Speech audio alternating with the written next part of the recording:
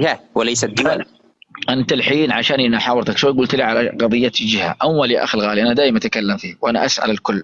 اليمن يا أخي الغالي أنا إذا قلت لك جهة ولا دولة معناته أنا حليت اللغز الذي أنا قاعد أبحث وراه، برغم أن الشباب عارفين تماما. أنا يطلع لنا واحد يقول اليمن جهة أجلد فيه لين يقول يا ليلة، يطلع لنا واحد يقول اليمن دولة أقول أعطينا دلائلك، برغم أن الدلائل واضحة على أن اليمن دولة ولم تكن جهة. اليمن دولة مستقلة لها حدودها الخاصة بزمان الرسول وقبل الرسول وقبل اليمن دولة مستقلة. طيب أنا من أول أكلمك على هذا المنطلق، من أول أكلمك من هذا المنطلق. طيب شكرا لك أخوي الحسن، خلينا نأخذ العولقي. شكرا لك يا غالي، تفضل. شرفت حبيبي. أول خليني أتابعك، أنت رجل راقي جدا. تفضل يا عولقي، اليمن دولة ولا جهة؟ بعد فضلك. السلام عليكم. وعليك السلام ورحمة الله. والله أنا بالنسبة لي السؤال هذا إلا رجعنا للأصل تاريخيا بدون العاطفة، بالمنطق وبالعدل. أنا بالنسبة لي اليمن نسب قبل أن تكون دولة أو أن تكون أرض أو أن تكون جهة. اليمن هي نسب في الأساس، هي نسب. كل من ينتمي إلى قبائل قحطان فيقال عنه يمني. مثلي أنا، عندك أنا لي 20 اسم 20 جد، اختصرتها مثلا في العولقي، انت اختصرتها في القحطاني. هو نفس الشيء، اختصروها. جميع من يعود من قبائل قحطان يقال له يمني او يمانيون. تمام، هذا نسب قبل ان يكون دولة، هذه اختصارها. اما بالنسبة اللي يدعون ان اليمن جهة، هذه ما ادعوا هذا الادعاء الا لتهميش تاريخ قحطان فقط لا غير. طيب سؤال، المملكة العربية السعودية سميت المملكة العربية السعودية نسبة إلى من؟ لا سعود. حلو جميل. نفس الشيء العرب، نفس الشيء العرب. طيب ولا يهمك. السعودية سميت السعودية نسبة لآل سعود. هل القحطاني اللي موجود في السعودية ولا الحربي الذي لا يرجع نسبه إلى بني حنيفة ما يقال له سعودي؟ لا أكيد قال له سعودي. بس معناته بس ما تقدم الأرض على النسب يا قحطاني. بس دقيقة، ما تقدم الأرض على النسب.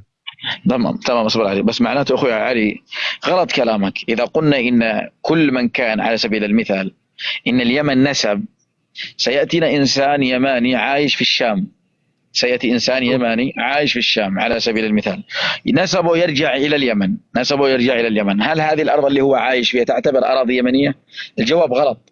وإنما اليمن يا سيدي الغالي، إن قلنا اليمن تنتسب إلى يمن، إلى رجل يمن له محوره الخاص، أي كأرضه الخاصة المالكة له، من حدوده تطلق عليها الدولة. مثل المملكة العربية السعودية نسبة إلى سعود، حلو ولا لا؟ فيها الزهراني، فيها القحطاني، فيها العدناني، فيها من جميع الأطياف ويطلق عليهم السعوديين بحدودهم الخاصة. لكن إذا خرج عن هذه الحدود أصبح يتغير الاسم. يعني على سبيل المثال بضرب لك مثلا، نقول عنزي، تمام، العنزي الذي موجود في حدود المملكة العربية السعودية يسمى بسعودي. العنزي الذي موجود في حدود الكويت يسمى بكويتي. نأتي إلى مجرى اليمن. إذا قلنا إن اليمن ربطناها بنسب، وإن اليمن لأصبح اليمني الحربي الذي عايش في المدينة المنورة نطلق على أرض نقول الأرض اليمنية، وهذا غلط. وإذا أصبحنا نطلق على الرجل الذي موجود على سبيل المثال في المغرب العربي نقول هذا يمني، مثل صنهاجة وغيرهم، نقول هؤلاء نسبهم يرجع إلى قحطان. هل هذه أرض يمنية؟ لا غلط يا أخوي العراقي. فاليمن أرض نسبا ولكن صاحب النسب يكون له أرضية خاصة به حوله تماما. مثل العراقي الحين، مثل على سبيل المثال يافع، نقول يافع تطلق على جميع المكان الذي يحول بحول يافع، ميكراس غيره من هذه المناطق التي موجودة داخل يافع تسمى بيافع، حدوده كامل. هذا هو المقصد وانا أخوي. فهمت علي؟ أنا من حيث المسمى، أنا أتكلم من حيث المسمى. هذا المسمى من أين أتى؟ لأن الكثير اليوم أصبح يتكلم يقول جهة.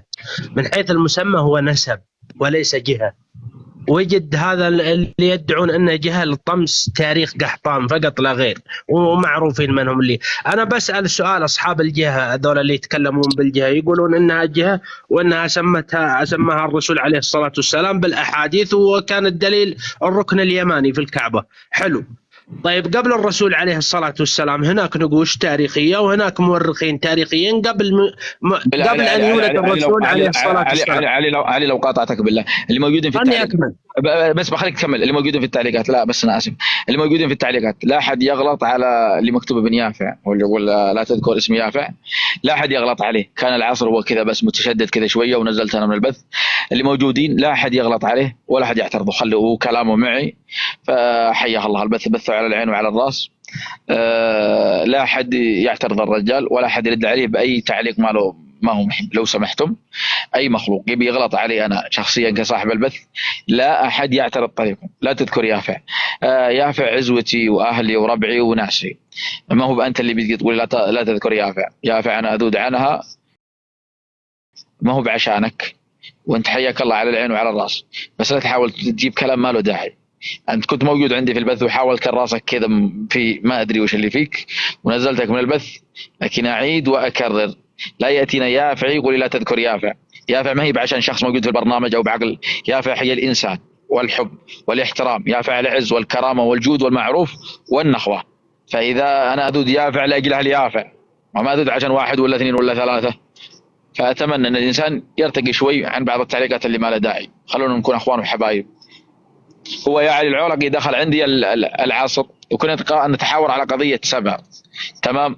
فقلت اليمن جهة، قال اليمن جهة ولم تكن دولة. قلت يا ابن الحلال، ثروة بن مسيك المرادي، ارحب يا أخوي ماجد، يا مرحبا ويا مسهلا وحياك الله يا ماجد. السلام عليكم. وعليكم السلام ورحمة الله وبركاته. يا مرحبا أبو عبد الله. الله يسلمك.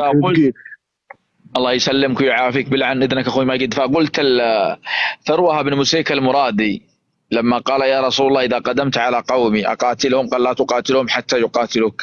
قال رجل يا رسول الله وما سبا؟ كان حواري اختلافي معه.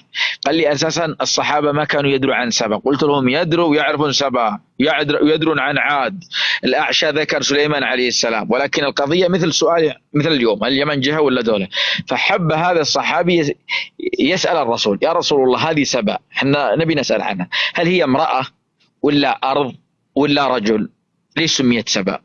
قال له الرسول سبا رجل له 10 من الأبناء. قام الرسول يفصل في هذه الأمور.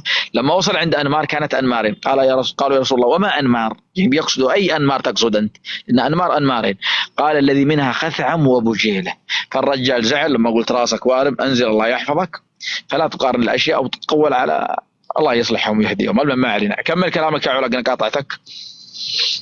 ما نسيتني وش كنت أقول أساسا. زين انك نسيت، خليك ما عليك، الامور طيبه. طيب. اسمعني، لا اسمعني. بالنسبه للي ينسبون اليمن جهه للركن اليماني او الى اخرها، قبل الرسول عليه الصلاه والسلام هناك ملوك حميريين من التبابعه يسمون بالتبع اليماني. انا بالنسبه لي ومتاكد فيها وتقدروا تبحثوا فيها ان مسمى اليمن نسب قبل ان يكون ارض. جميع من يعود إلى القبائل القحطانية يقال عنه يمن. شكرا لك.